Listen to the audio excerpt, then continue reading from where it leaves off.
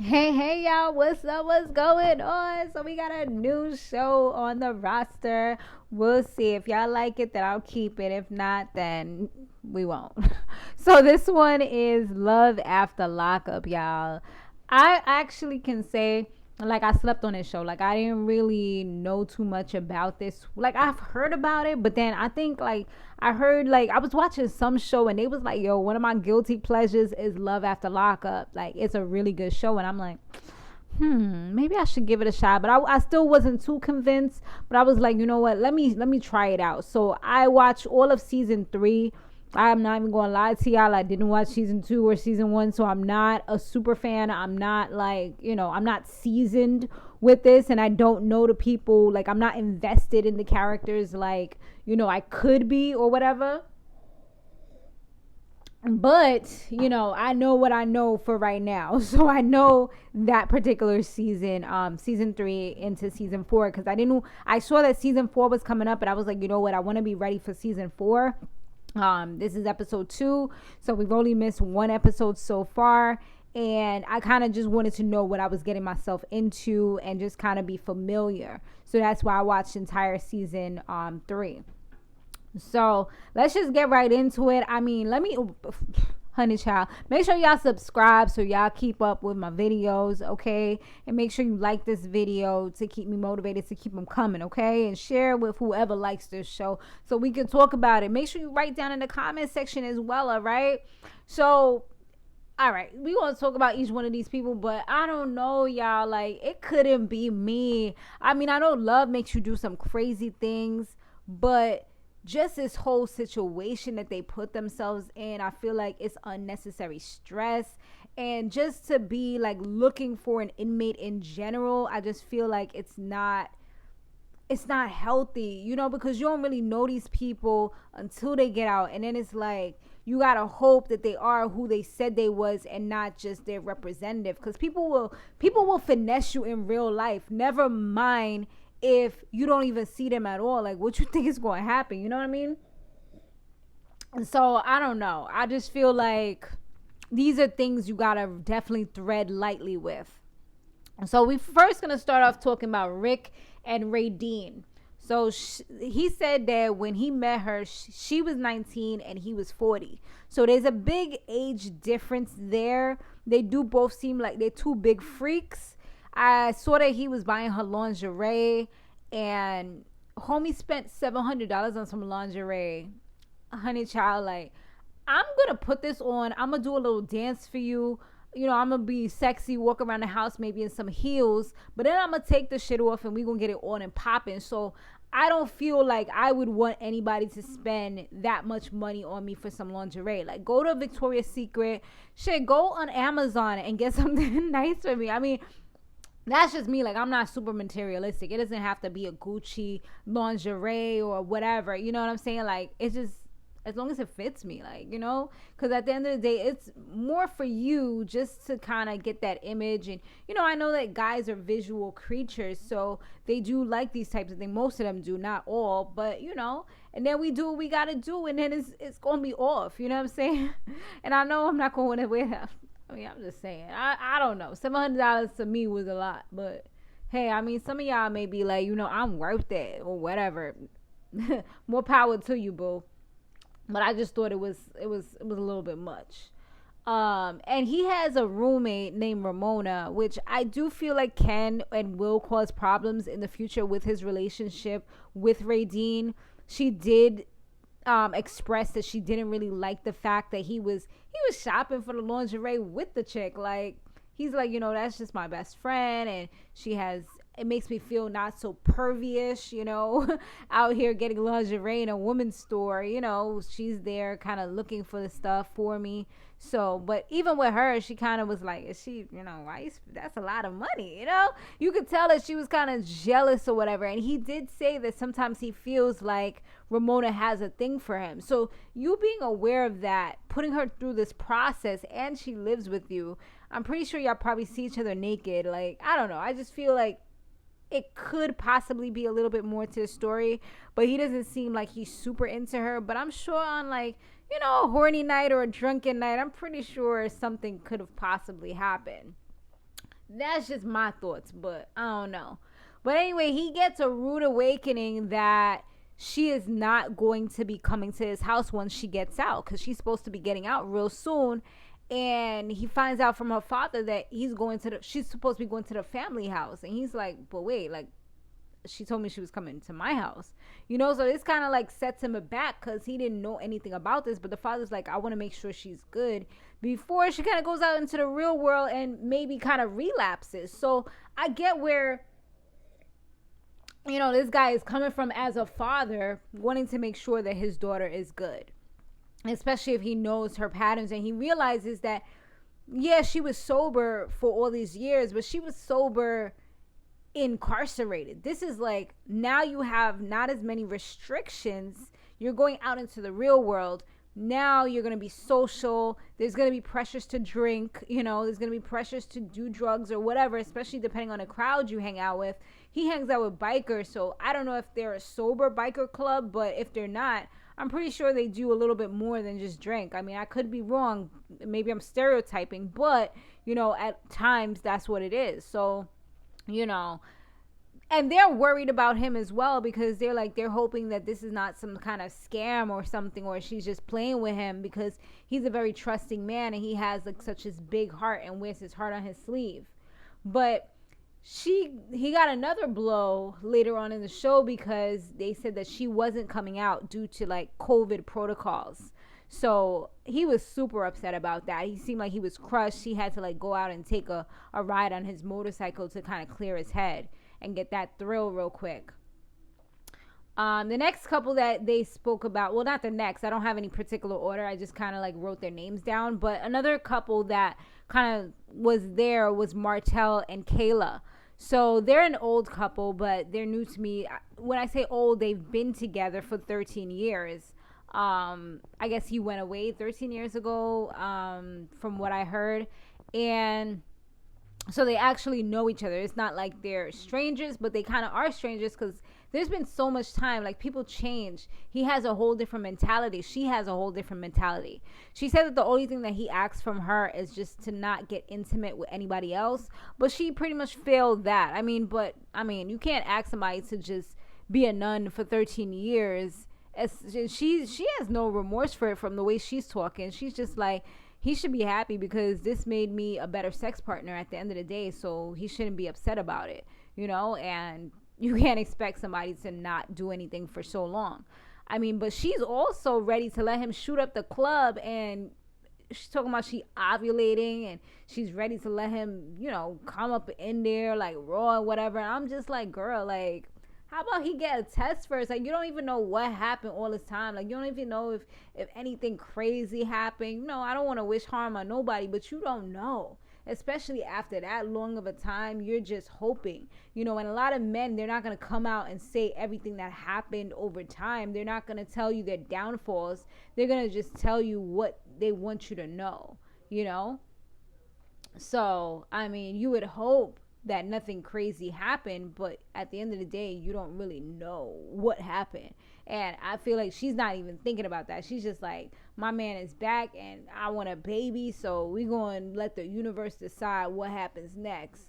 So I feel like she's a little ignorant with that. And then she just sounds like she's such like materialistic, because she's like, she wants to get married, which, there's nothing wrong with that, but she's also saying that her ring has to be $34,000 to $40,000. And I'm just like, dude is just barely coming out, and it's not that easy to get a job once you just came out of jail. So you can't really expect him to just like be a millionaire. You know what I mean? Like, you want all these big things, and she's just like, I'm worth $1 million, so just spending that on me for a lifetime is not the worst thing in the world. But I don't know, like, to each their own. I'm not going to judge, but I just feel like she's thinking about the wrong things. I feel like first work on the relationships. Make sure it's still the same. Make sure you still got the same sparks. Make sure that he's still the same person and that he can get a job, and that you're not frustrated with the new him, or vice versa. Like, those are the things that you should think about before you're talking about how expensive you want your ring to be. But yeah, so that's the two of them. So he did get out. So yeah, they was about to get it on. I don't know. I guess in the next episode they'll kind of show what happened. She had to wait like 2 hours for him in some high heels. I mean, she came through looking cute. She definitely had her little dress on, tantalizing the eyes or whatever. So, I know he was happy to see her at the end of the day. And, he thinks one thing, and I'm pretty sure he got secrets or whatever that he has to tell her as well. Because I saw the commercial. It looked like it is. Next couple we had, they didn't really show them too much, was Chance and Taylor. So she has 3 kids, and she has them like talking to him on the phone. I think they've been seeing each other for about a year. She was in a relationship with somebody, and this was like their friend, and it's like his friend stole his girl at the end of the day. That's what it seemed like, because she said that he used to call her to talk to him or something, and that's how like she went to see him one day, and that's how she like really knew like she liked him. So she ended up with him. I don't know, it just seems scandalous, a little something something. But he was in prison for 8 years. He said he did a whole slew of crimes. The initial one was bank robbery, and then a whole bunch of other things, because he was a drug addict as well. So he used to make poor decisions. So hopefully he's gotten all that out of his system. He also has a tattoo of her on his side, saying that she's always by his side. So he also seems a bit controlling, but she said that she likes that. I don't know how much you'll like it when he's actually around you and you can't really do anything that you want to do. Like, yeah, it's all cute when somebody's behind bars or who you on the phone with, what man you doing. But then when they start yoking you up, like, these are little bit of carnival red flags. Don't dance with the red flags. It's not carnival season, honey. Like, you have to make sure you looking at them and saying like, is this something that I should be going the other way, or is this giving me a maybe I can proceed with caution type of thing? But she says that she likes it, so it is what it is. You can't tell nobody how to feel.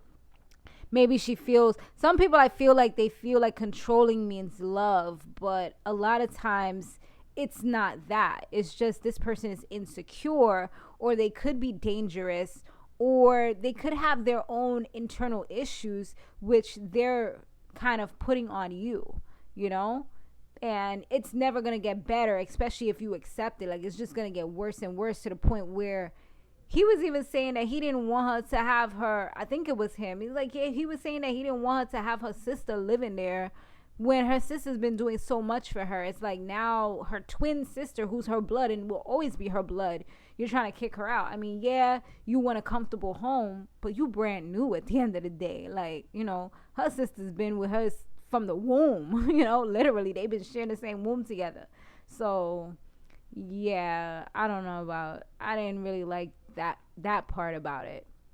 And I don't know how they can get their kids so invested in this. I mean, I get it, but then I kind of don't.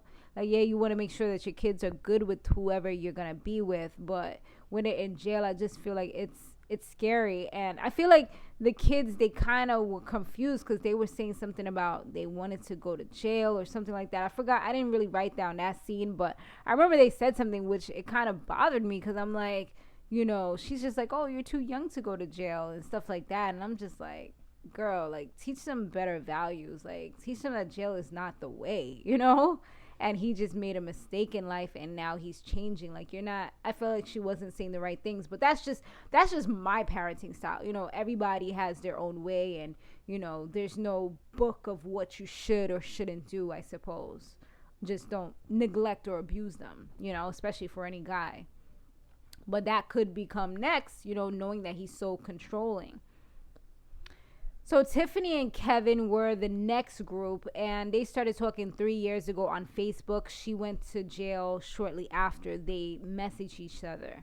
So he has a crazy ex. Her name is Kayla, and they still get it on. She revealed, when they asked him, he tried to like play it off, but she revealed that they just had it like that same Sunday that just passed, which I'm pretty sure he hasn't been telling his girl Tiffany about. He says that he's a reformed player, but it doesn't really seem like it, because if you're still doing the same games and you're still playing with people, and obviously Kayla lets him play with her because they're not in a relationship. They're just kind of like friends with benefits. It's like he doesn't want to commit to her, maybe because he knows she's so crazy and has this jealous side to her. But I also feel like he's part of the reason why she is, just looking at this whole situation. And I think he said that he has, you know, had these playboy ways for some time. So I'm pretty sure he probably cheated on her, which that's the reason why she is the way that she is, where she's like always thinking that he's doing something with somebody else, because he could be, you know. So, you know, sometimes you can't alienate people or just be upset for the way that people are, especially if you contributed to the way that they are, you know. And I feel like that's kind of what he is. And even his son is saying, like, you need to really cut her off, because it could become a bad situation for Tiffany, especially because she's coming off of being in jail. She probably doesn't mess around because she's had to fight for her life or whatever, you know. Who knows how tough she's had it. And now this crazy girl coming up in her face, it's not about to be it. You know, I'm pretty sure she's going to defend herself and not look crazy. So that could mess up her freedom, you know. So he definitely needs to step up to the plate and do what he has to do. Like, this chick be on some pull-up stuff, and you never know when she's going to pull up. And she's in denial. She's just like, we could try to be friends, but we're always going to be friends with benefits. He can't get enough of me. He can't get over me. And that's what he's shown her. So that's what she has implanted in her head. So I don't know. This one should definitely be a little weird, a little interesting. But she was supposed to be getting out, Tiffany.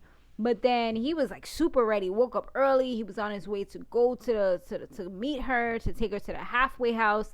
And then he gets this huge blow when he calls that she's not coming out. He calls this other place and finds out that they're saying something about she got in trouble for disciplinary. So there we go right there. If it's disciplinary, she definitely has a temper.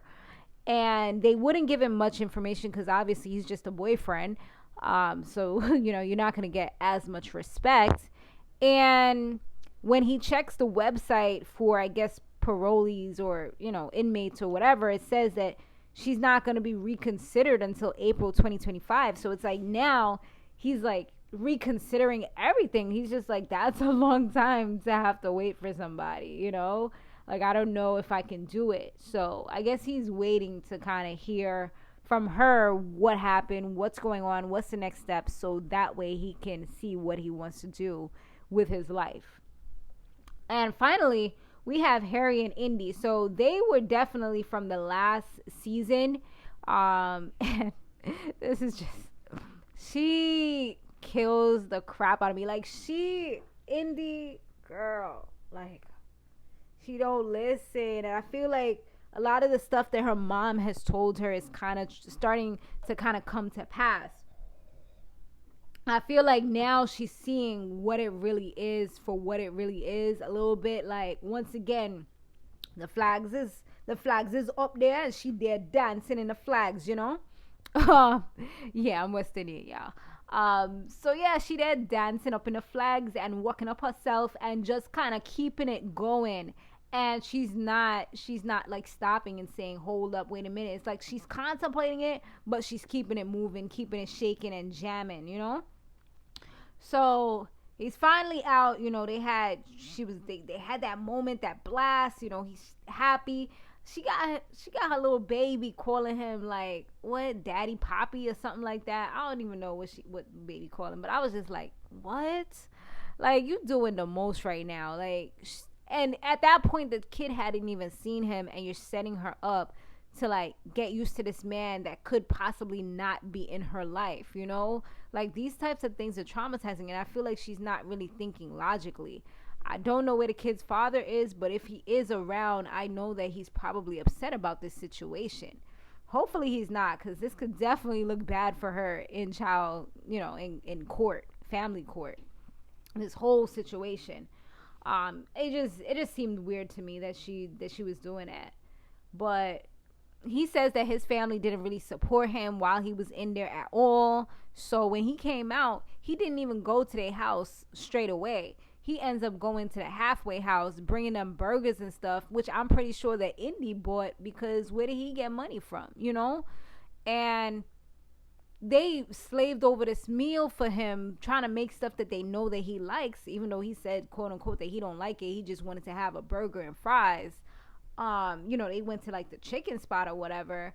I feel like it was definitely disrespectful to the family, because they was waiting up for him. It was, they called like, what's going on? And it was at 2:00 in the morning. Like, so now you're not considerate. His mother and one of his other sisters had to leave because it was like late.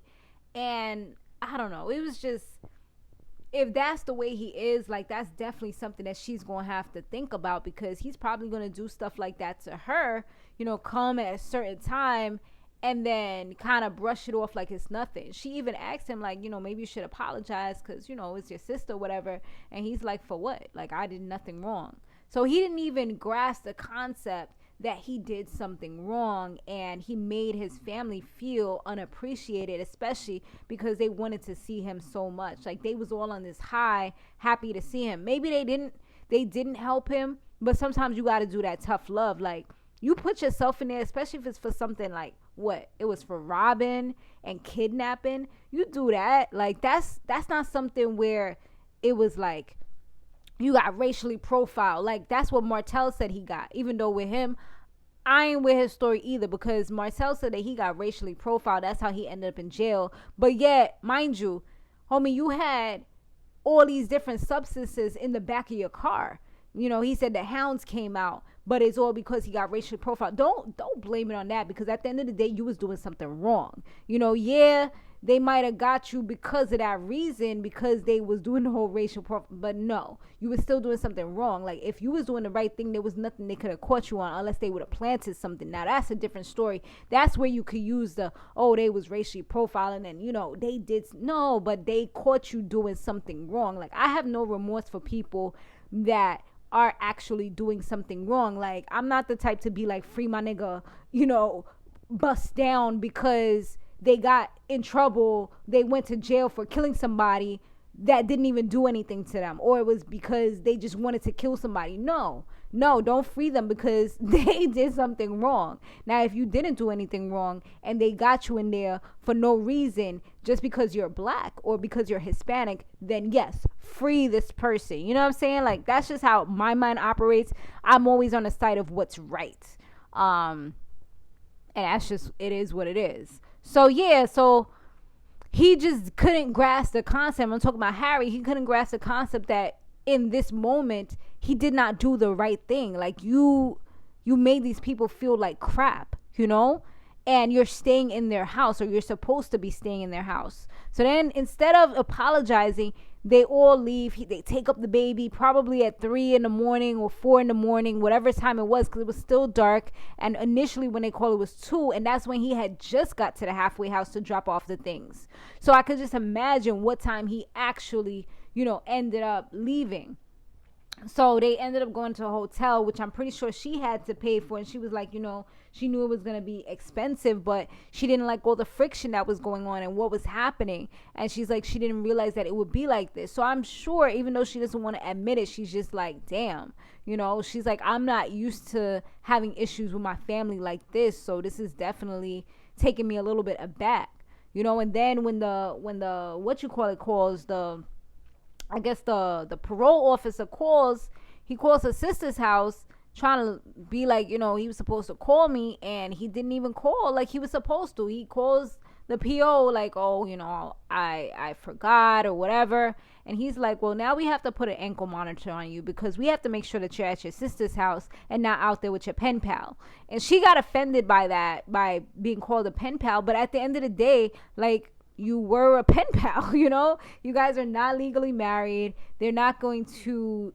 say anything about spiritual marriage. Yeah, you've been together for a year or whatever, but y'all just seeing each other now. So now the work gets put in. Now it's becoming a little more real, now is the make or break types of moments. So yeah, and I feel like now she's starting to grasp like the reality of the situation. Like, it's not just this big fairy tale that she's been imagining, like, we're going to live together, we're going to get married, and it's going to be amazing, and he's going to be the father of my kid. Like, no, it's a little more complicated than that. And she's just like, you know, how could he say that? Like, he's trying to keep you away from me, talking about I'm a pen pal. He's like, well, this is the reality of the situation. This is my life for the next 15 years, because he's on probation for 15 years. So it's pretty much what they say goes. And it's like, girl, listen to what he's saying. Like, this is going to be your life as well. Like, they're not just going to run his life because you're with him. So this is going to run your life and the way that you have to move as well. So you got to think about that. You're going to always have these checkups. You're going to always have him, I guess, you know, until they're comfortable with you living at his sister's house, you know, like, this is how the process goes. So I don't know, y'all. We'll see, but it's good, y'all. I do like this show. It's a good one. But I'll see you on the next one. Let me know what y'all thought about it down below. Subscribe, and laters.